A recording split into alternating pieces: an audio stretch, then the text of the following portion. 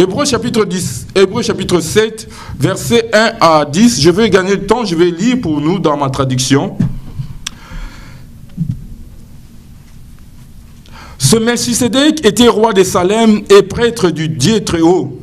Lorsque Abraham revenait de la bataille où l'avait vaincu le roi, Melchisédek est allé à sa rencontre et l'a béni. Abraham lui a donné 1/10 de tout ce qu'il avait pris. Je ne suis pas le seul à le voir. 1/10, ce n'est pas la dîme, n'est-ce pas? 10%, n'est-ce pas? Abraham lui a donné 1/10 de tout ce qu'il avait pris. Le nom de Melchisédek, tout d'abord, signifie roi de justice. De plus, il était roi de Salem, ce qui veut dire roi de paix. On ne lui connaît ni père, ni mère, ni aucun ancêtre. On ne parle nulle part de sa naissance ou de sa mort. Il est semblable au Fils de Dieu. Il demeure prêtre pour toujours. Remarquez comme il est grand.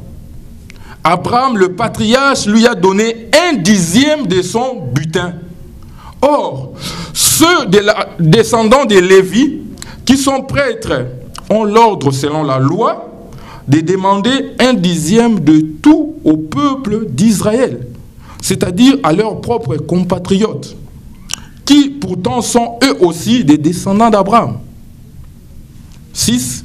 Melchisédek n'appartenait pas à la descendance de Lévi, mais il a obtenu d'Abraham le 10e de ce qu'il avait pris. De plus, il a béni celui qui avait reçu les promesses de Dieu. 7. Or, sans aucun doute, celui qui bénit est supérieur à celui qui est béni. Amen. Je ne sais pas si on comprend quelque chose. Les descendants de Lévi, qui reçoivent les 10e des biens, sont des hommes mortels. Mais dans le cas de Melchisédek, une telle part est revenue à quelqu'un qui vit, comme l'atteste l'Écriture. Enfin, on peut dire ceci, car quand Abraham a payé le 10e de ses biens, Lévi l'a payé aussi, lui dont les descendants reçoivent le 10e de tout. Car bien que Lévi ne fût pas encore né, il était en quelque sorte déjà présent dans son ancêtre Abraham quand Melchisédek vint à sa rencontre. Amen. En faisant quoi? C'est difficile de comprendre ça en un jour. C'est pas facile de comprendre ces choses. Nous voyons même la dimension spirituelle et prophétique de la dîme. Amen. On dit qu'Abraham a payé la dîme pour Lévi qui devait naître des temps plus éloignés, plus tard. Parce que Abraham a donné naissance à Isaac. Isaac a donné naissance à Jacob, Ésaü. Et Jacob, parmi ses 12 enfants, il y a eu Lévi. Amen. Et au temps de Moïse, Dieu a institué en loi que tous les enfants d'Israël devraient verser leur 1/10 à Lévi qui était consacré pour servir l'Éternel dans les temples. Amen. Nous savons aujourd'hui qu'en Jésus, qui symbolise Melchisédek, le roi de Salem, le roi de paix,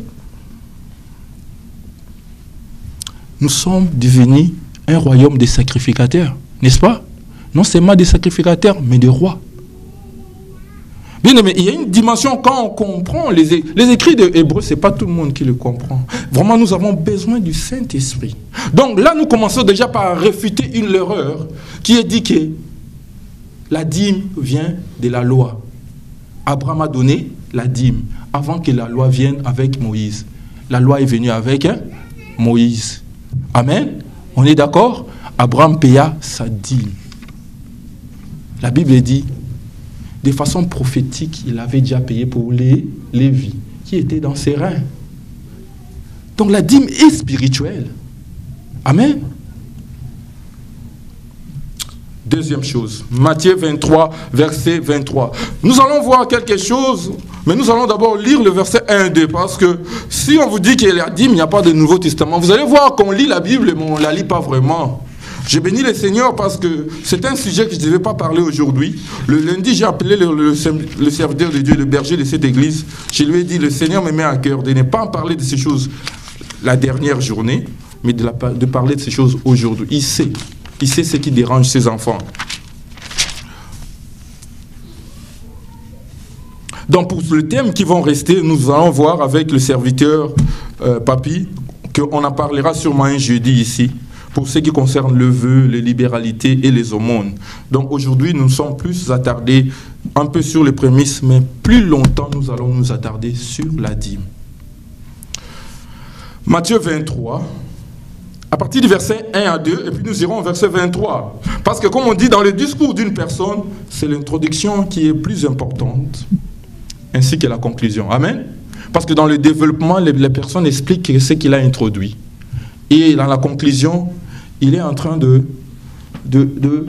mettre des finitions dans ce qu'il a développé. Amen. Matthieu 23, 1 à 2. Alors Jésus s'adressa à toute la foule ainsi qu'à ses disciples. Le maître de la loi et les pharisiens, dit-il, sont chargés d'expliquer la loi de Moïse. Dans votre traduction, on parle de la chair, comme je me tiens là. Mais dans ma traduction, c'est vraiment très clair, n'est-ce pas? Ils sont chargés, Jésus dit, le maître de la loi, là, ceux-là qui expliquaient la loi de Moïse, ils sont là, ils tiennent devant vous, vous le peuple, il expliquait en son temps, pour expliquer la loi de Moïse. Verset 3. Ma sœur, lève-toi, lis-nous ça. 1 à 3 dans votre traduction. Lis-nous ça, s'il te plaît. Alors Jésus, parlant à la foule et à ses disciples, dit, le scribe et le pharisien sont assis dans la chair de Moïse. Verset 1, 2, c'est tout. 3. Verset 3. Faites donc et observez tout ce qu'ils vous disent, mais n'agissez pas selon leurs œuvres. Amen. Ils disent et ne font pas. Amen. Comprenons très bien. Christ commence à enseigner les gens, ils disent, les pharisiens sont sur la chair. La chair, c'est comme je me tiens là. Mais ce n'est pas pour parler d'eux, mais c'est pour expliquer la loi de qui? De Moïse. Et il dit au peuple quoi? Faites ce qu'ils vous diront. Parce qu'il ne parle pas d'eux, mais il parle de la parole de Dieu. Le verset 23 nous dit quoi? Vas-y ma sœur. Malheur à vous scribes et pharisiens hypocrites, parce que vous payez la dîme de la menthe, de la nette et du cumin, et que vous laissez ce qui est plus important dans la loi, la justice, la miséricorde et la fidélité. Cela, c'est qu'il fallait pratiquer sans négliger les autres choses. Bien-aimé, ma soeur, reprends s'il te plaît. Verset 23. Malheur à vous, scribes et pharisiens hypocrites, parce que vous payez la dîme de la menthe, de la nette et du cumin, et que vous laissez ce qui est plus important dans la loi, la justice, la miséricorde et la fidélité. Merci.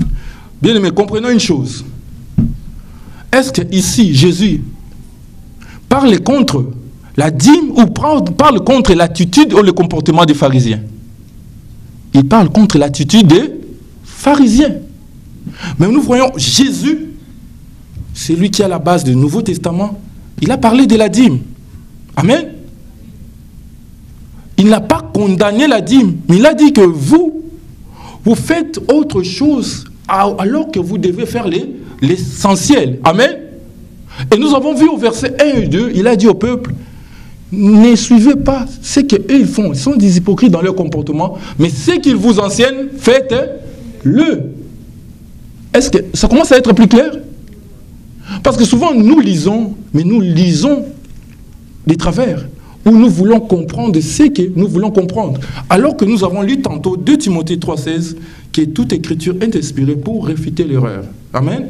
Pour que nous soyons équipés. Jésus n'a jamais parlé en mal ou contre la dîme. Ici, c'est Christ Jésus qui parle. Amen. Ce n'est pas Malachie, ce n'est pas Exode, ce n'est pas Moïse, c'est Christ. Et quand Christ parle, c'est dans l'Ancien ou dans le Nouveau Testament? C'est où? Alors, il a parlé de ces choses. Alors pourquoi aujourd'hui, nous ne devons pas parler de ces choses et que nous acceptons plus facilement l'erreur? Nous acceptons plus facilement les hérésies, les enseignements qui viennent des démons. Je vous ai donné le témoignage l'autre fois. J'ai rappelé à Dieu toutes les promesses qu'il a faites, qu'il a données par les différents serviteurs de Dieu, les prophètes. Moi, j'ai écrit. Il faut avoir l'habitude d'écrire quand des choses sont proclamées sur vous. Il faut les écrire. 3 ans plus tard, j'amène devant le Seigneur le même cahier et je dis, Seigneur, tu as dit ça à tel jour, à telle date, à tel lieu. La réponse était claire. Je prends Dieu à témoin. Je suis devant le peuple de Dieu. Je suis devant son assemblée. Son esprit est là. Ses anges sont là. Il est là. Tout ce qu'il m'a répondu, paye ta dîme. Et si le Seigneur savait que la dîme n'a pas assez d'importance, pourquoi il va enseigner? Il va insister là-dessus. L'ennemi sait que cela va nous débloquer ta vie financière, ma vie financière. Alors il doit amener précipitamment des enseignements de l'enfer pour t'empêcher d'accéder à tes bénédictions financières. Les bénédictions spirituelles, tu en as. Les dons, les parler en langue, les visions, tout ça. Mais pour payer les factures hydro, ça prend ça. Amen. Pour payer le loyer de cette église, ça prend quoi? Ça prend pas les parler en langue. Allez voir les propriétaires commencer à parler en langue. Alors, il vous mettra dehors. Moi, je n'ai pas besoin de votre parler en langue, j'ai besoin de l'argent. Amen. Payez-moi mon loyer. Et le Seigneur nous a donné 2 clés, 2 principes pour que nous puissions financièrement arriver à un moment, être indépendants. Financière, l'indépendance financière. Et il a dit à Malachie, j'ouvrirai les écluses des cieux. Ce n'est pas un homme, c'est Dieu qui a parlé là. C'est même pas Malachie. Nous avons vu toute écriture est inspirée. L'apôtre Pierre nous dit qu'aucune prophétie de la parole n'a été poussée par l'homme. C'est poussé par l'esprit de Dieu. Les hommes ont parlé de la part de Dieu. Donc que ce soit l'Ancien, le Nouveau Testament, pour nous, nous savons que c'est la parole de Dieu. Et 2 Timothée 3, nous l'avons dit la dernière fois, c'est écrit toute écriture au singulier. Ce n'est pas écrit toutes les écritures, comme si nous devons préférer certaines et laisser d'autres. Toute l'écriture, c'est la parole de Dieu, dans son ensemble, de Genèse à Apocalypse. Voilà pourquoi Apocalypse disait, c'est lui qui va enlever quelque chose, ou bien qui va rajouter. Il aura affaire avec Dieu, l'auteur de cette parole.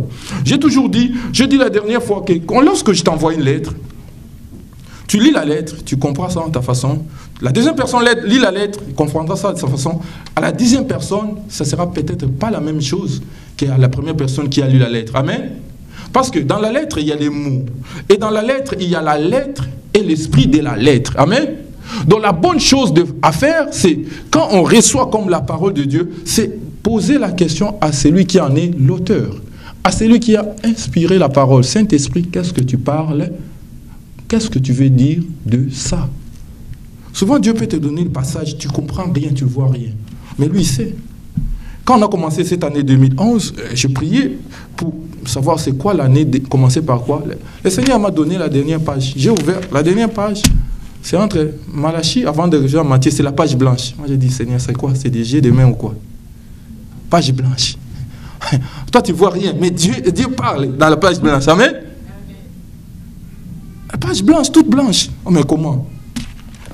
Et quelques temps après, il m'explique, écoutez, je mets fin à des anciennes choses, je commence des nouvelles choses. Amen. Et si tu vas un peu plus, tu recules un peu en Malachie 3,18, il dit, 2011, c'est une parenthèse que j'ouvre, c'est l'année où je mettrai la différence entre ceux qui me servent et ceux qui ne me servent pas.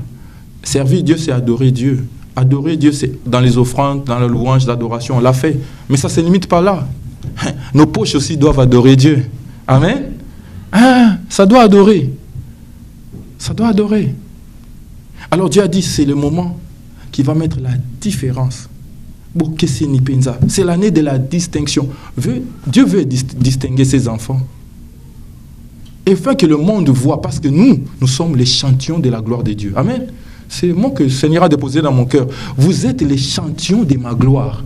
Donc quand Dieu va te voir, les gens vont te voir à l'être dit, c'est qui? À l'être là, oui, c'est elle. C'est elle, oui, c'est elle. Et ils vont glorifier ton Dieu. Amen. Mais il faut que toi tu saches ces choses et que tu pratiques ces choses. Dieu est notre Père. Amen. Donc nous commençons à comprendre pourquoi la dîme est importante. Et que la dîme, ce n'est pas une affaire de la loi. Parce qu'avant la loi, il y a quelqu'un qui a donné la dîme, c'est lui que nous appelons le père de la foi, Abraham.